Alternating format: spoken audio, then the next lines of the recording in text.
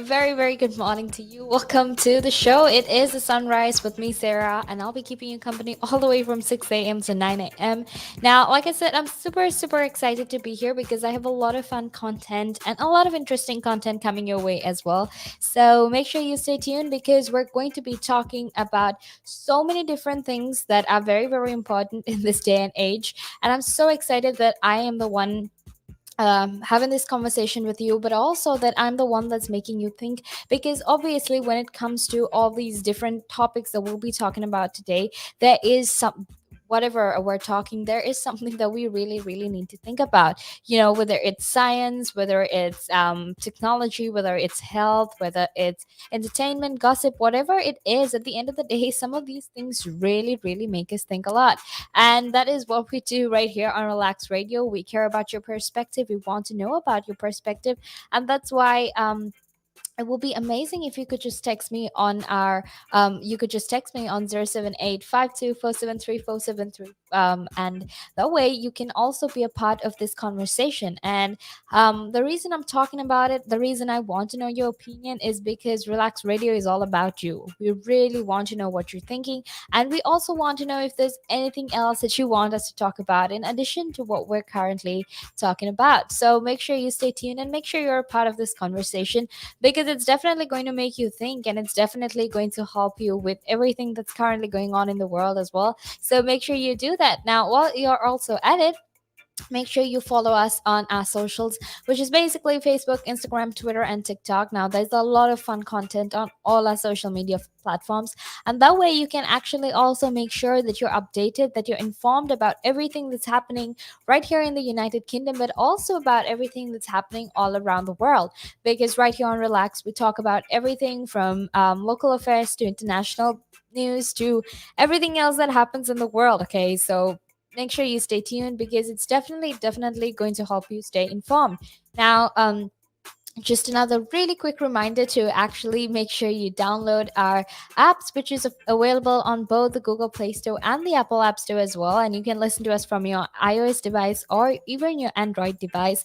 And that way you can stay connected and be a part of this conversation 24/7. Okay. And honestly, I can't think of anything better to do, especially since we're stuck in lockdown. I've been spending a lot of time, just finding different things to talk about because it's important to it's important to have conversations, regardless of whether it's about the pandemic or not. It's very very important to have conversations, so we will have conversations right now, okay? Because today I'm going to be talking about whether mixing COVID-19 vaccines actually offers strong immunity. Now, I feel like I need to talk about it because there has been a lot of research that has been conducted about, how strong the immunity could be if we mix the vaccines, right? And also because of the fact that the United Kingdom is actually one of the first countries to conduct any research into mixing vaccines, and ever since we started, a lot of other countries have been very skeptical about it. And what better time is it to show that we don't always have to be skeptical about these things. Eventually we will have to do a lot of new research to find out new ways in which we can do this, because everyone out there, we're all having, some countries are having vaccine shortages, some countries are not necessarily getting the number of vaccines they need. So because of so many issues like that, obviously we've had to sort of look into and research about whether we can mix vaccines and whatnot. So that is what the conversation is about. That is what we will be talking about today. So like I said, there was a lot of research that was conducted to find out if vaccines could be mixed and matched. And like I said, again, there was a lot of skepticism around the world, when it came to mixing of vaccines in the United Kingdom. And they were very doubtful of the research, and they also said, that the United Kingdom is actually just forgetting all these principles that we stand by when it comes to science, when it comes to medicine, and just doing their own thing, right? But when all this research was happening, when everything was happening, it was actually said that mixed vaccines shouldn't be given unless there was absolutely no option, right? And when I say no option, obviously I mean things like if there was a shortage in vaccines, or if the people didn't have any record of the vaccines they were given, obviously. So then that, in that instance, you weren't really sure which vaccine they were given, so obviously you had no other choice than to give the second dose of another vaccine, because ultimately it is better for you to have at least some vaccine than nothing at all, because we have agreed and we have, sort of realized that it's better to have something than nothing, especially in the instance of a virus, in the instance of a pandemic that is taking the world by storm, that has taken the world by storm for about 1.5 years now. So obviously, because of things like that, you might as well have a vaccine, because that will help you, rather than not have a vaccine and put everyone in danger. So obviously, because of that, it's very, very important that this research was conducted, and it was very important that we use these findings to actually find ways in which we can, use vaccines sustainably. So that is what the conversation is about. Now, getting back into that conversation, the whole reason as to why people assume there'll be a vaccine shortage, or some countries themselves are facing a vaccine shortage, is simply because of the fact that these vaccines are in high demand, right? It's a pandemic, it's a global pandemic, so literally everyone in the world, everywhere in the world, is experiencing it. So obviously the best way to sort of protect themselves is to get immunity, and the way to get that immunity is actually by getting these vaccines, is actually by investing in these vaccines, because these vaccines are actually going to help all these countries that are having vaccine shortages, or all people in all countries who are having issues with being vaccinated. It's going to help all of them, right? And how it's going to help all of them is actually, when you have all these vaccines, when you have extra protection, it's definitely much more better and much more safer than having no vaccine at all. So that is why, you're encouraged to get a vaccine. That is why there is research being conducted as to whether you should mix and match vaccines and whatnot. So like I said, it's very, very important that we find alternative ways to sort of deal with this problem, since there is a vaccine shortage in the country, in the world rather now. For example, if you take the Pfizer vaccine, which is in high demand all over the world, there is in fact a shortage. And also we have this whole problem of vaccine inequality, right? Which is nothing new. This has always existed. We've always seen that when it comes to instances like this, be it a pandemic, be it, some other huge condition that affects the entire world, the rich countries will always hold all the vaccines, while the poor countries will be living in the worst moments of the pandemic for a really long time until they can get vaccines. And even when they do get vaccines, you tend to sell it to these smaller countries, or poorer countries, at a much higher price. And that in itself just goes to show how just how capitalism works, just how unequal this world is when it comes to life threatening situations, especially like a pandemic. Right now, when research for first mixing vaccines actually started, the United Kingdom was setting a pace around the world in the approval and use of COVID vaccines.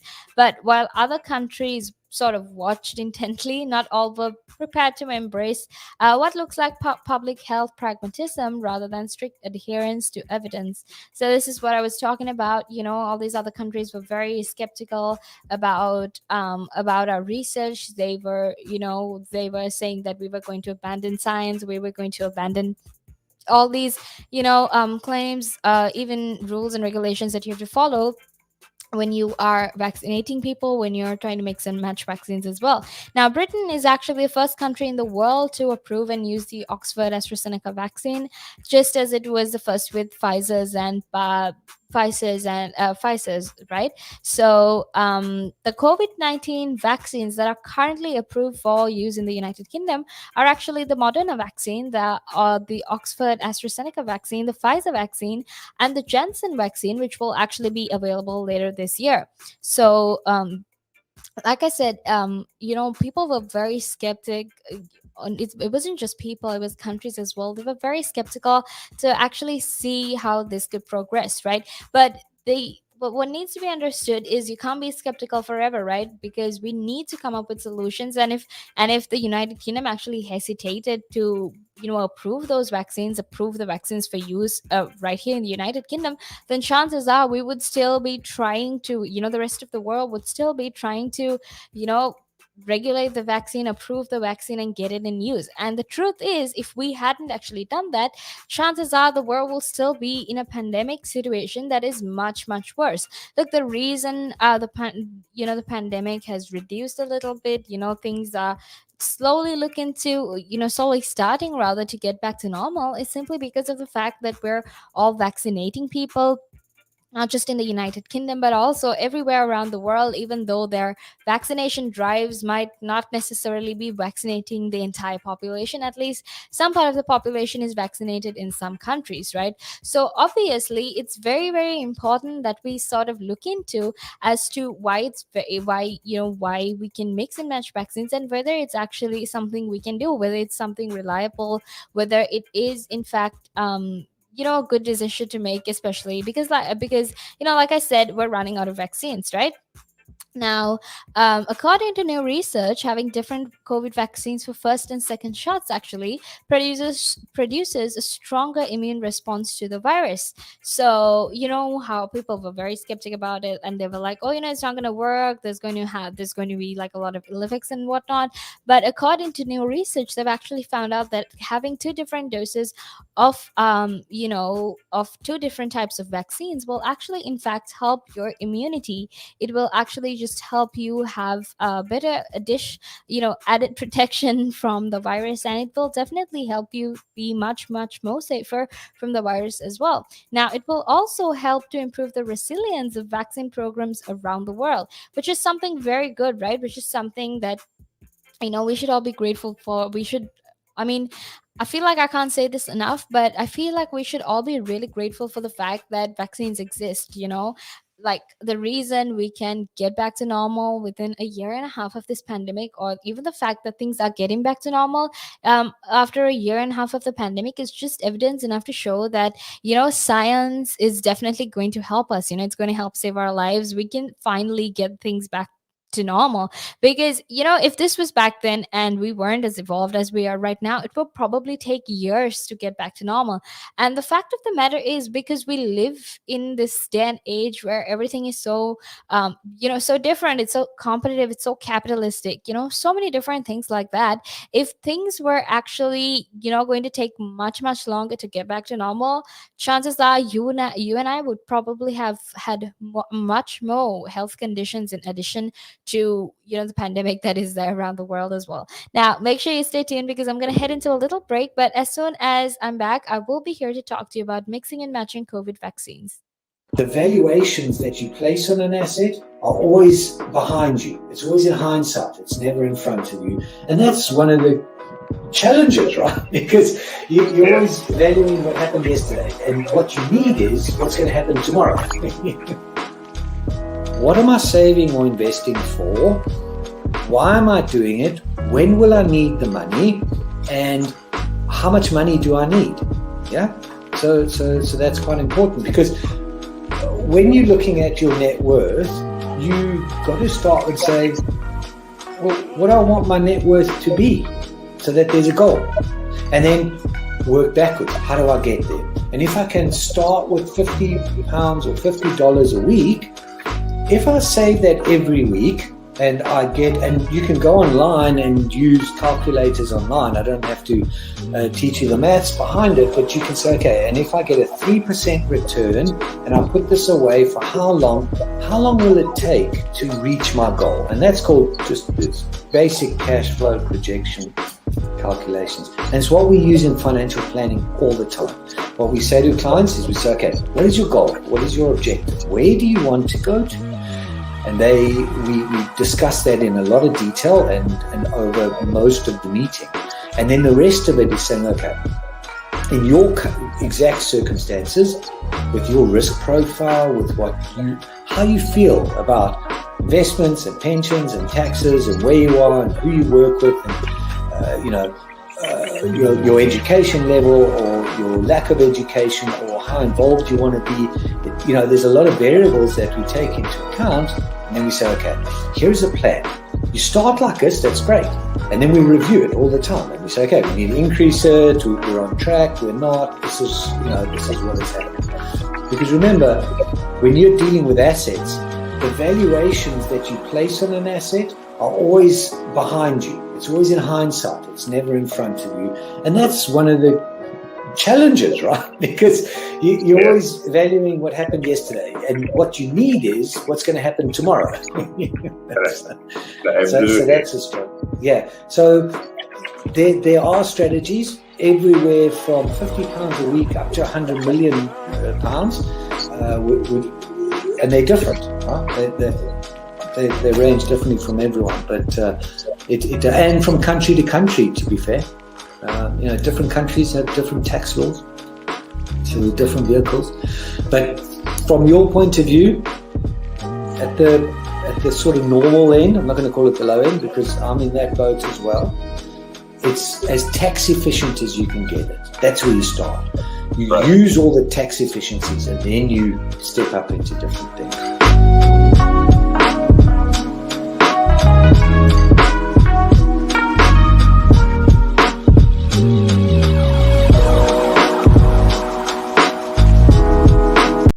And it gives them something to look at, and it makes them laugh. It makes them laugh. So that's why I do it.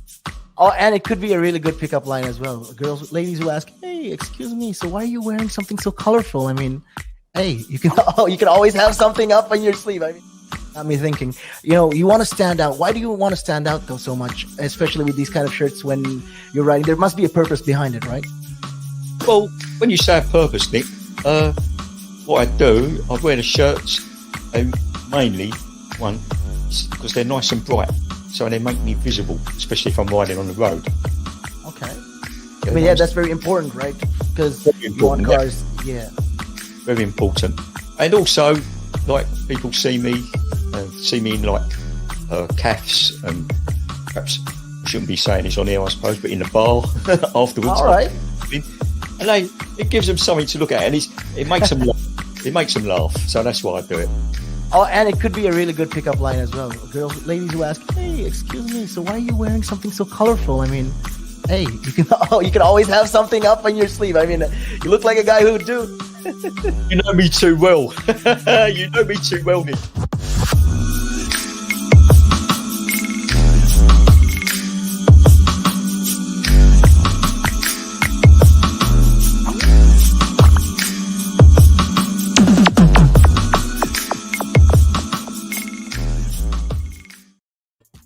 Hey, it is your girl Sarah. Welcome back to the show. You're here on Relax Radio, and I'm super, super excited to be here because we are, in fact, having a lot of interesting conversation about mixing and matching COVID-19 vaccines. In fact, so that is a conversation that we're currently having because it is, in fact, a very, very important conversation because the world is slowly getting back to normal. Vaccination drives are happening all around the world, even here in the United Kingdom, but obviously you all knew that.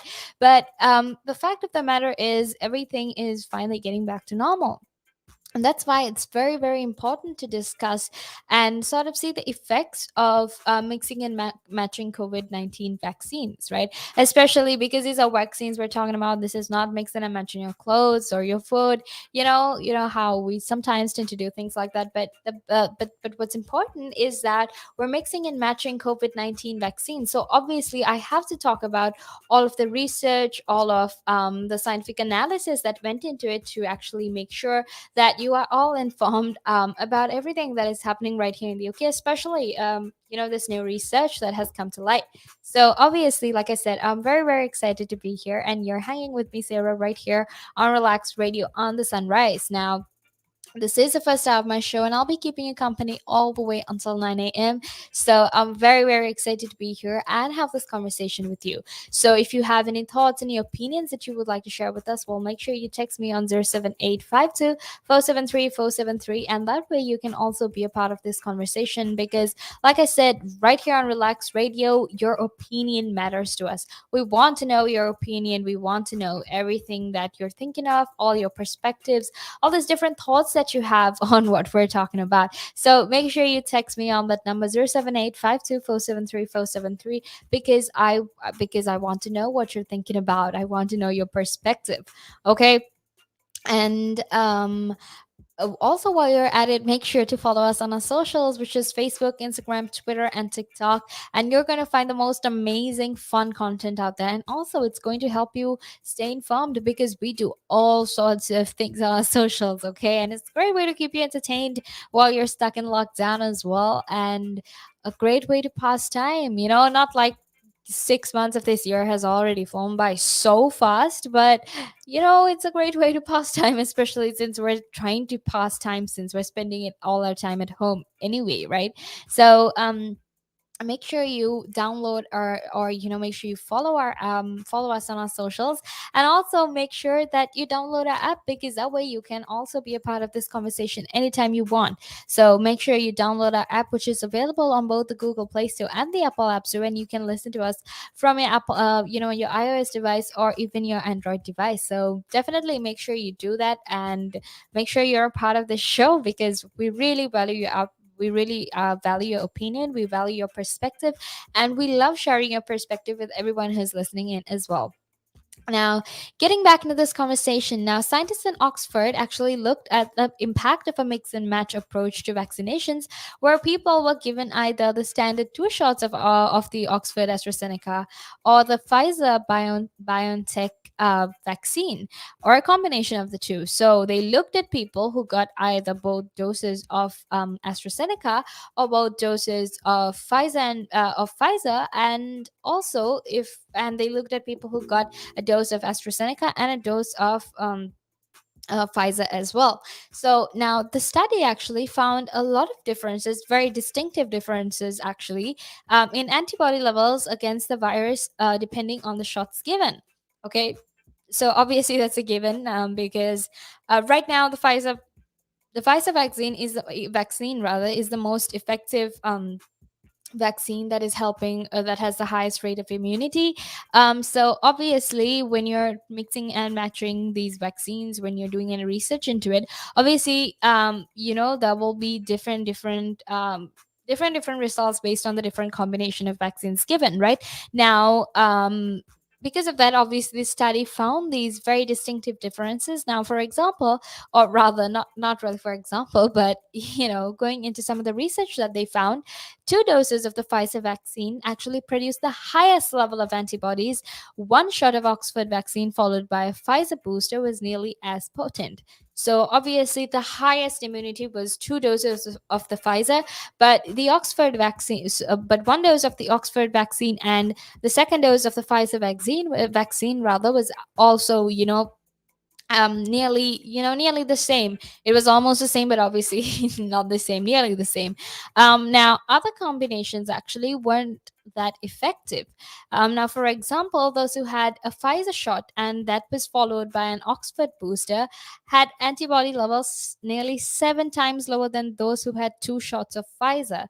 Okay, so obviously we know the combination that needs to be given first is Oxford and then the Pfizer, not the Pfizer first and then the Oxford, because when you do give them that, the antibody levels are nearly 7 times lower than those who had two shots of Pfizer. Okay. Now what needs to be understood is even though their antibodies was 7 times lower than that of people who had got two shots of Pfizer, this was still 5 times higher than people who had two shots of the AstraZeneca vaccine. Okay, so again, I know it's a lot of numbers and I know it's very very hard to sort of comprehend it right away, but basically, to put it simply, people who had the Pfizer first and the um Oxford booster second you know they actually had they had an immunity that was nearly 7 times lower than those who had two shots of Pfizer, and people who had that actually still had an immunity that was 5 times higher than the antibody levels that were recorded if they had two shots of the AstraZeneca vaccine. So that just goes to show that when it comes to how immunity works, when it comes to these vaccines, that Pfizer actually has the highest, and AstraZeneca is somewhere in the middle. So now, Matthew Snape, actually, who's the chief investigator of chief investigator of the COMCOV trial, which is basically the trial where they're talking about mixing and matching vaccines, and also an associate professor in pediatrics and vaccinology at Oxford said that you actually get an extra kick to your immune system if you boost with the RNA vaccine from Pfizer rather than the boost dose of the AstraZeneca vaccine. Okay, so what he's trying to say is that the booster dose of the Pfizer vaccine is in fact much more effective than the booster dose of the AstraZeneca vaccine. So if you're so because of that, chances are with this new research that right here in the UK, they will start, or they will actually try to bring more of the Pfizer vaccine. But also, we need to keep in mind that there is, in fact, a shortage of the Pfizer vaccine because it's in high demand all over the world. And because of that, it might be some time until it gets here. But however, having said that, it's always very, very important to get vaccinated because despite which vaccine is more immune, or which vaccine has more protection, which vaccine has more immunity, you need to understand that all of these vaccines have a certain level of immunity. That's why it has been authorized for use in the United Kingdom. So make sure you get vaccinated, because it's definitely going to help you if you contract COVID, rather than not having any vaccine and suffering after you get the disease. Now, what he said was, obviously when you get a booster dose from the Pfizer vaccine, that it's definitely going to give an extra kick to your immune system. Now, these findings were actually released as Professor Sarah Gilbert and colleagues from Oxford received a standing ovation at Wimbledon, where they had been invited to the Royal Box for the first match on Centre Court. Now, ministers currently are also considering whether to offer different vaccines as boosters in the autumn, and based on the COMCOV findings, following Oxford AstraZeneca shots with a Pfizer booster may be an effective strategy. So obviously, after this new research that has come to light, it is very, very important for all these ministers, even the government, to finally make these decisions on whether booster shots will be given, on what kind of booster shots will be given as well. So since they are currently considering what kind of booster shots to be given, it's good that this research came out, because they can finally use this research to actually make sure they give a booster dose that is in fact very, very effective and will definitely help people. So like I said, from these findings,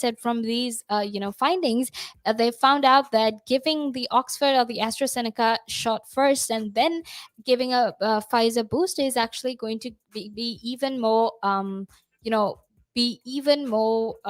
would I put it? It would really help you with your immunity, because it's definitely going to help you with everything that especially when it comes to immunity.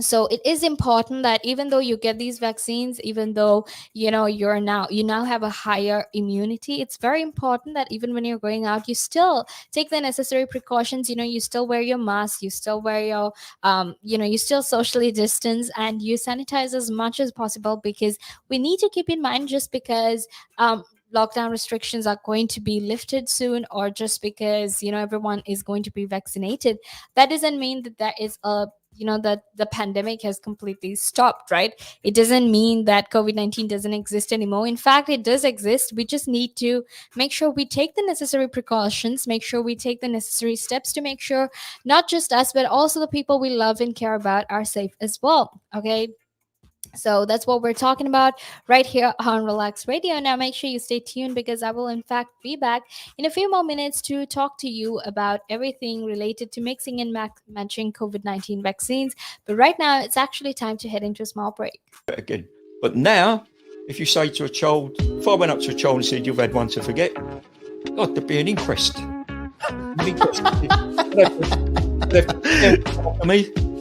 Why did you reject my son? Well, I haven't rejected your son. I want to talk about, how the generation gap, has how much it's changed, especially when you check the youth nowadays in comparison, to people back in the day.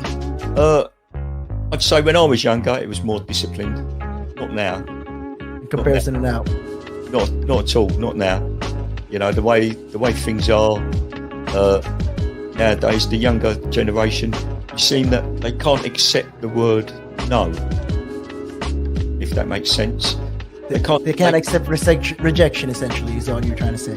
Yeah, they can't accept the word no. So if you, how did I do? Or you didn't do very well, and they get upset, you know. And when I was a youngster,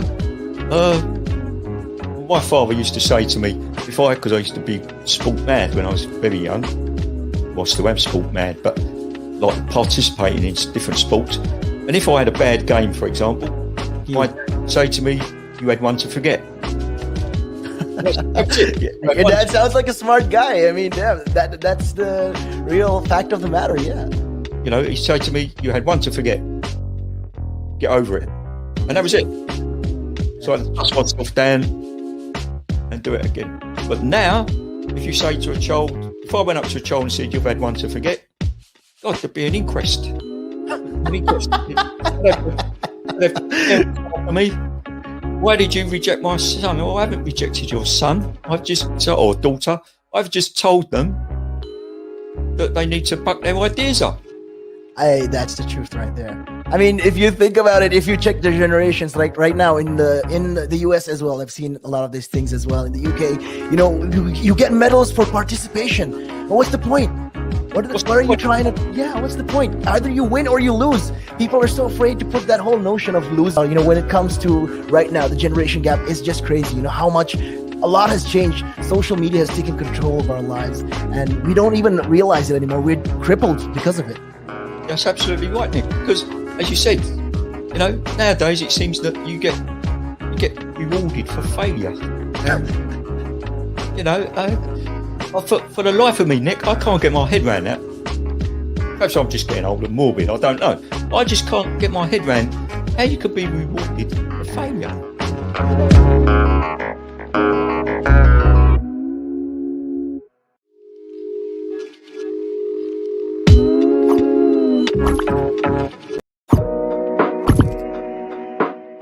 Now, there's a lot of conversation around who pays more taxes, if it is the rich or if it is the poor, right?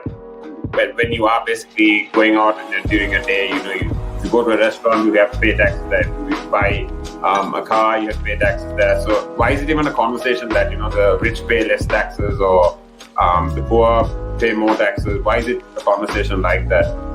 Because it's true, the rich generally pay less tax. A rich person walks into a Tesco's or a Sainsbury's, they're not going to get a different bill than another person, right? They're still going to pay the same VAT on those goods, they're still going to pay the same thing. So that's all the same. However, the differences come in if you can pay yourself from your own company, you can structure it in a way that you pay less income tax through paying a bit of salary, paying dividends and so forth, and then also deferring income. Also, your pension payments or contributions can be different. So that increases your tax sort of gap, if that, you know, if you want to use it that way. Where a PAYE person just gets paid salary and bonus. And now those are the most highly taxed sources of income in the UK, definitely, you know, in the UK. We've seen it, right? If an owner of a large public traded company does something wrong, irrelevant of what that company does or how valuable that company is, the stock generally falls into a pool of nothing, right? Because in a public company where the stock is traded openly on the stock exchange, the value of that stock is driven by supply and demand, it's driven by emotion, it's driven by news, it's driven by quite a lot of variables over and above the actual accounting or total net worth of that company. I mean, we've seen it, right? If an owner of a large public traded company does something wrong, irrelevant of what that company does or how valuable that company is, the stock generally falls into a pool of nothing, right? And the company may still have value, it may still be doing quite a good thing.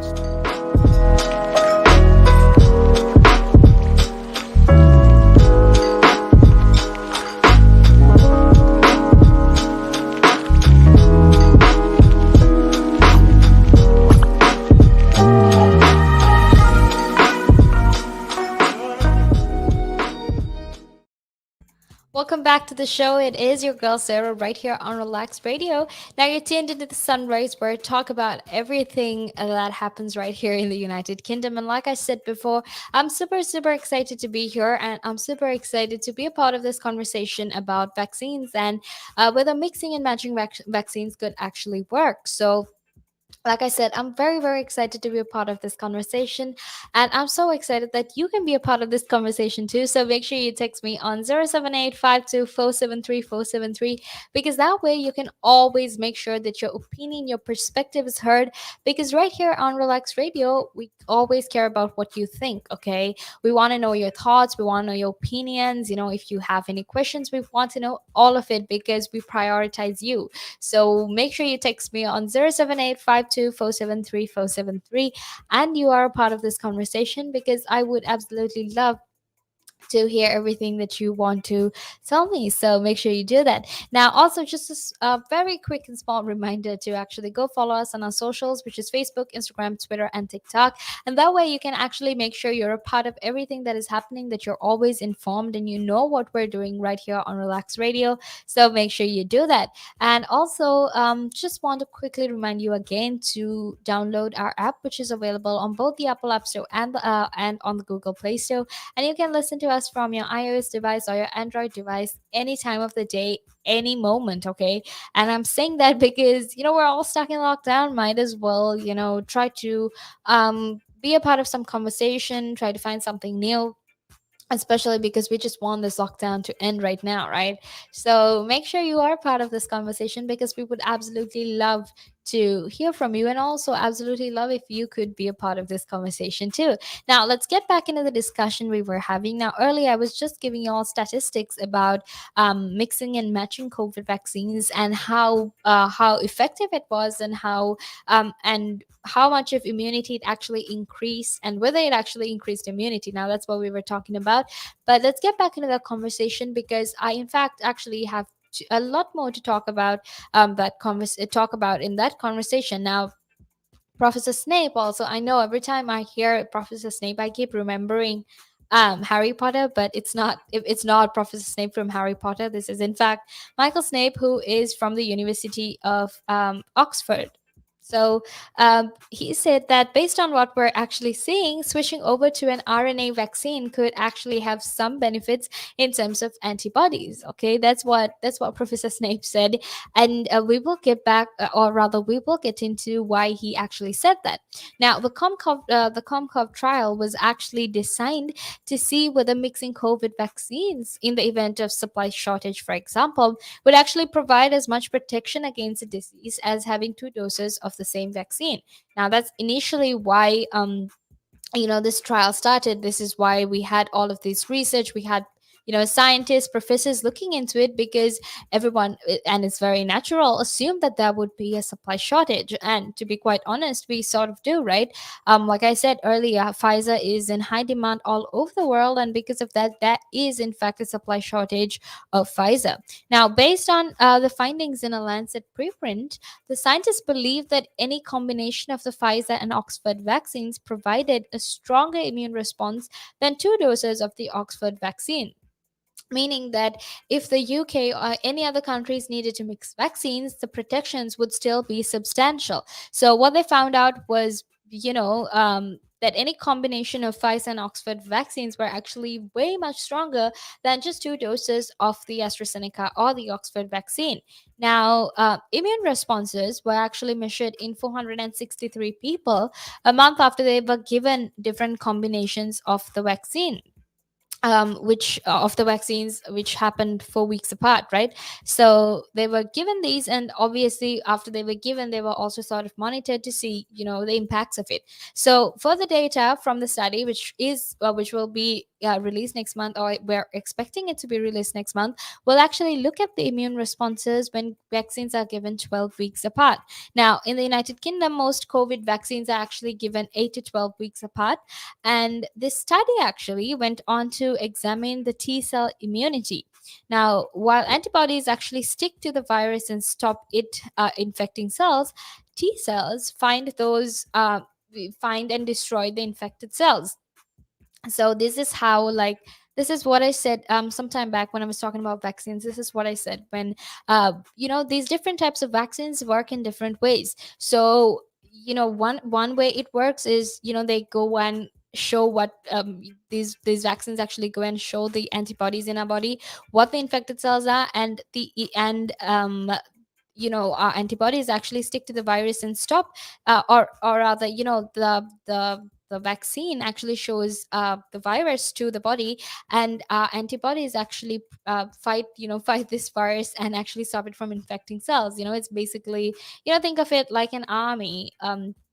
Like, this whole famous quote, your body's a temple and whatnot. So basically think of it like that, but there's an army that protects your body, and that is your antibodies. So these antibodies actually fight the virus and make sure that the virus doesn't infect any other cells.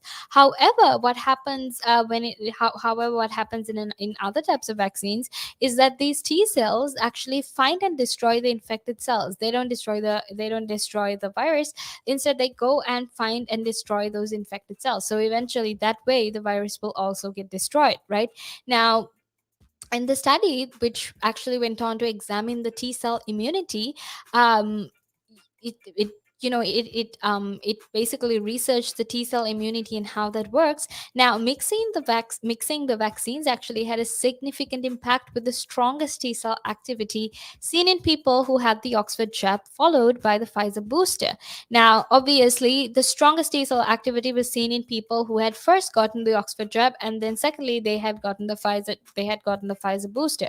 Now, the T cell response was actually half as efficient, or half as significant, when the Pfizer jab was boosted by the Oxford vaccine, which means that they got the Pfizer vaccine first and then the Oxford vaccine. And in those cases, the T cell immunity was actually not nearly as efficient when it came to destroying those infected cells. It was nearly half of what was previously seen, right? And it was actually seen that when the Pfizer was followed by an Oxford booster, it was actually much lower than when both jabs of the same vaccine were given. Okay, so what that means is that when it came to a Pfizer being given first and an AstraZeneca vaccine given second, the immunity of that was lower than when two doses of the same vaccine was in fact given. So through this research, it's quite obvious that the best way to actually boost is to first give the Oxford or the AstraZeneca vaccine, and then the Pfizer vaccine. And that is what research has been presenting as well. And hopefully, for these booster vaccine campaigns that we will be having, we will actually make sure that this is how it works. We will actually make sure that um, will make sure that when people are getting vaccinated, they will get vaccinated in a way that it will actually increase their immunity. It will actually help their immunity.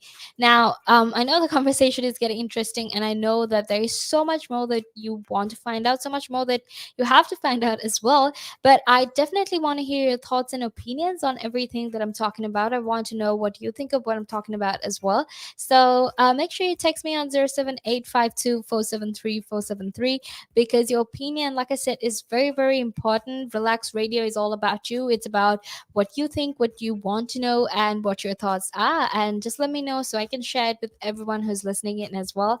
And I'm super, super glad that you could be a part of the show as well. So definitely make sure that that you contribute in whatever way you can by contributing your opinion to Relax Radio, contributing it to me as well, Sarah, who is here on the Sunrise, and I'll be keeping you all company all the way until 9 a.m.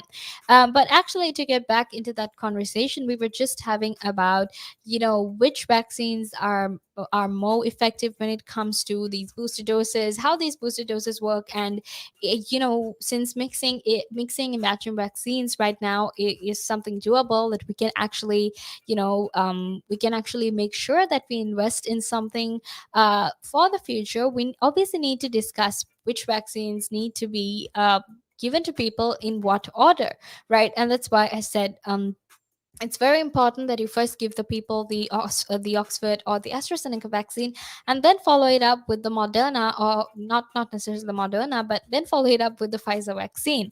Okay, so just always got to make sure that I always tell you what is accurate, right? So, like I said, first comes the AstraZeneca, and secondly, it's a Pfizer vaccine. And now, like I said earlier, it has actually proven that there is a higher rate of immunity. There is a, it's much more efficient rather when it comes to you giving two different doses of two different vaccines. But obviously you need to make sure that these vaccines are matched, and these vaccines that you're giving are in fact the correct ones. So, and getting back into the conversation now, a third dose that is given more than 6 months after the second actually led to a substantial rise in antibodies and increased the body's T cell ability to fight coronavirus. So, obviously, this research actually found out that if you gave already vaccinated people a third dose after 6 months after their second dose, actually, it in fact helped in the rise of these antibodies. It made sure that your body was more protected, that your antibodies were much more ready, and that there were more antibodies to fight just in case you contracted the virus, just in case rather you contracted the virus. And it also increased the body's T cell ability to fight the coronavirus. And also, what's important is it also makes sure that it can fight all the variants as well. Now, the variants of the coronavirus is something that is huge all around the world right now, because there are so many different variants all over the world, and it's crazy because it's almost like when we're done with one variant of the virus, another one pops up, and you're like, oh my gosh, is this vaccine actually going to be effective for all the strains of all the variants of the coronavirus? But research has actually found that if you give 3 doses of the vaccine, or the third dose 6 months after the second dose, it will actually also help when it comes to fighting the variants of the virus. So that is some good news. It's definitely something positive and uplifting, because it just means that we'll be much more safer now. Make sure you stay tuned, because I'm going to head into a little break right now, but I'll be back real soon to talk about mixing vaccines. Climb Mount Everest. That is one of that's in my bucket list. You're laughing, but that is the facts right there. I'd love to do that. That is something I'm looking forward to do, hopefully. Climb Everest. Mount Everest. I mean, okay, not the very tip of Mount Everest, maybe the base camp at least. They're talking about mental health. Well, if you went out and got some exercise in the fresh air, that would improve your mental health. It will make you feel better. That's true. That is true. I wholeheartedly agree. But then for some people, it's how do you find the motivation to, especially when it comes to riding a bicycle, to do it again and again and again and again? It's a cycle that you have to be used to. How do you do it? What makes you wake up in the morning and decide, hey, I'm going to pick my bike up today. I'm going to cycle. What makes you want to do that? What makes me want to do that? Yeah. What do you like? What could you give listeners, like people listening in right now? What kind of tip could you give them? Well, the first tip I would give them, if you haven't tried it before, try it. It can open up new horizons. It will make you fitter. It will definitely make you fitter. Cycling is one of the best forms of aerobic exercise you can do.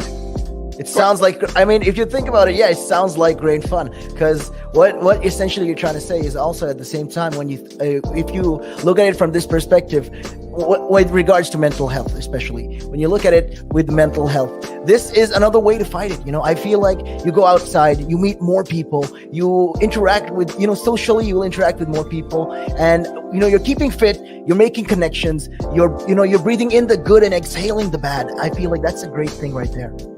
Absolutely. Yeah, you got a better way with words than I have, I'll tell you. But you're quite right. What you say there. You're quite right. I've been doing this for quite some time. Hey, you'll get the hang of it.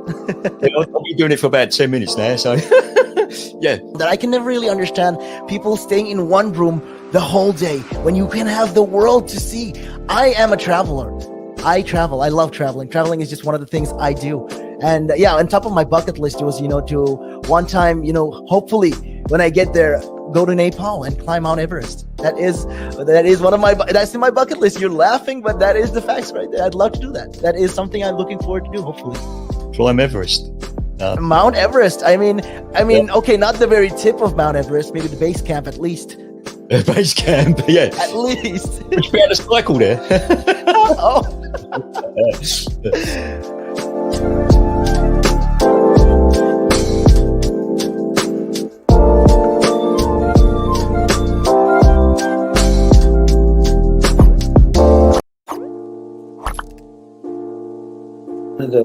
easiest way to increase your net worth is to ensure that you have higher cash flows.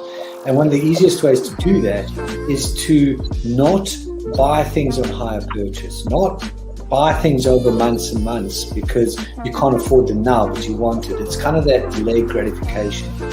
Rather than buy that couch, that car, that stereo, that computer, whatever item, and pay it off over 12, 24, 36 months at an interest rate, rather invest that money, make do with what you've got, and then after 12, 24, 36 months, take the money that you've now invested and buy that good. An asset could be anything that appreciates or reduces a tax bill. So it could still be a liability, but it reduces their tax bill. And I'm not going to go into the technicalities because that's out of our remit here. However, for our use or our purpose, what we are talking for the listeners here is I would put this definition of an asset forward. An asset is anything that increases your income. Anything. Now, there's a lot of conversation around who pays more taxes, if it is the rich or if it is the poor, right? When you are basically going out and during a day, if you go to a restaurant, you have to pay taxes there. If you buy a car, you have to pay taxes there. So why is it even a conversation that, the rich pay less taxes or the poor pay more taxes? Why is it a conversation like that? Because it's true, the rich generally pay less tax. A rich person walks into a Tesco's or a Sainsbury's, they're not going to get a different bill than another person, right? They're still going to pay the same VAT on those goods. They're still going to pay the same thing. So that's all the same. However, the differences come in if you can pay yourself from your own company, you can structure it in a way that you pay less income tax through paying a bit of salary, paying dividends and so forth, and then also deferring income. Also, your pension payments or contributions can be different. So that increases your tax sort of gap, if that, if you want to use it that way. Where a PAYE person just gets paid salary and bonus. And now those are the most highly taxed sources of income in the UK, definitely, in the UK.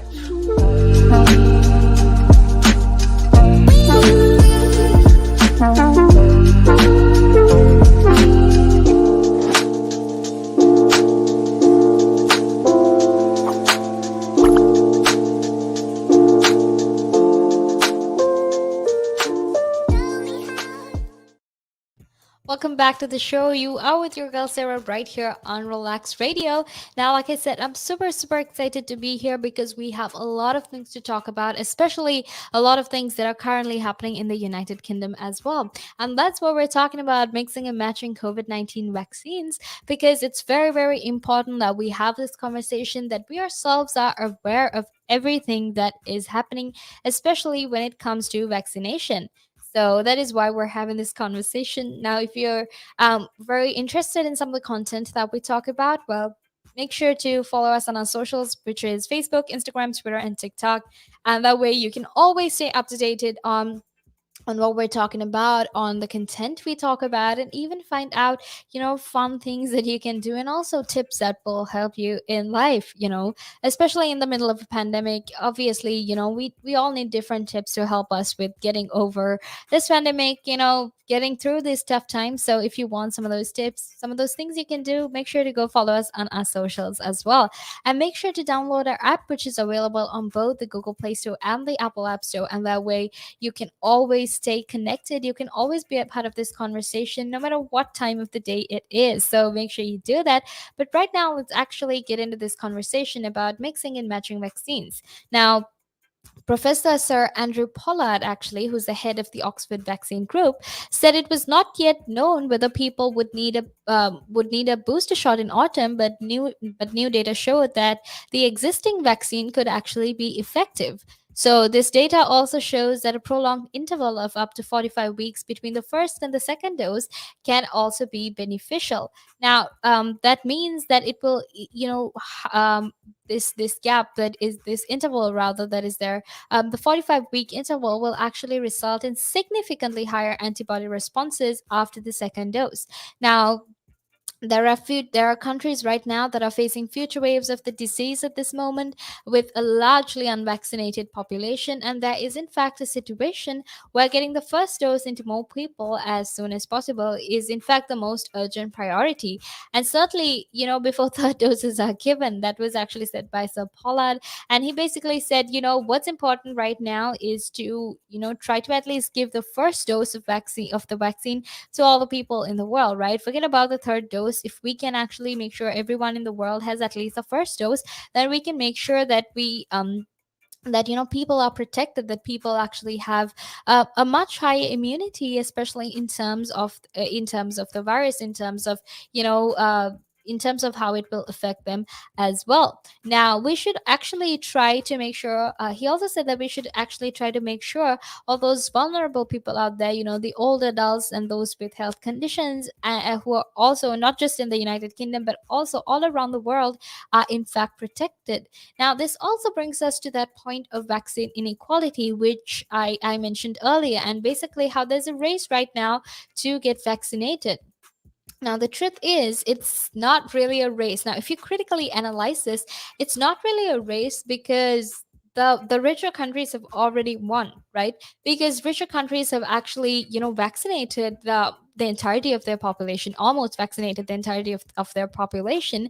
And they've also managed to hold vaccines that could vaccinate people twice, three times over, so because of that, in that case, then this question of whether there is actually a race to get vaccinated doesn't exist, because like I said, richer countries have already won. And the fact of the matter is that poor countries have little to no vaccines because of how much these rich countries have hoarded these vaccines. And the truth is, while a lot of us, especially here in the United Kingdom, in the United States, a lot of us are actually slowly beginning to see some light at the end of the tunnel, because things are slowly looking like it will get back to normal. Because there are enough vaccines for all of us. Some of us are almost all of us are vaccinated, and because it is like that right now here, it's definitely not the same for poor countries presently. Because if you actually think about this in terms of their perspective, in terms of perspective of poor countries, for them, they're still living in that absolute worst moment of the pandemic, and they can't even get out of it because you know no one is actually properly vaccinated. And the truth is, even if certain people have been vaccinated, it's not like you can keep those countries locked down forever. I mean, look, they're already poor countries, they already have collapsing economies. So the fact that these countries are going to be in lockdown, that these countries will have to just extend their lockdown, just goes to show that they can't be in a situation like that forever. So even if they do manage to control the virus for a little bit of time, chances are, because they don't have enough vaccines, because they need to make sure that their country has some sort of money to survive on, they need to make sure that the country opens up. So obviously, then in that case, you understand that there is a lot of inequality, there is a lot of inequality and injustice when it comes to these countries. Now, what's ironic as well is the fact that a lot of these countries, all these rich countries out there, are very big on human rights. They talk about human rights, equal resources, equal opportunities, and sharing these sort of resources and things they have. But when it comes to actually sharing it, or also when it comes to actually giving people something, they don't really seem to be very big on those things that they were talking about, right? Because they always buy the entire amount of whatever it is, be it vaccines, they would buy the entirety of it, and then just to make themselves look good, they would just give it to these countries and be like, hey, it's a donation, we're donating to you because we care about you. When in reality, if you actually cared about us, you could have just left out a few of these vaccines for all these poor countries as well. So that is something interesting to think about as well. If you have any thoughts, opinions that you would like to share with me, make sure you stay tuned because I'll be back in a few minutes actually to talk to you about the significant increase that is currently there in women being induced for low risk births. Something again which is very important, something that needs to be spoken about as well. So make sure you stay tuned because I'll be back in a few more minutes to talk about this.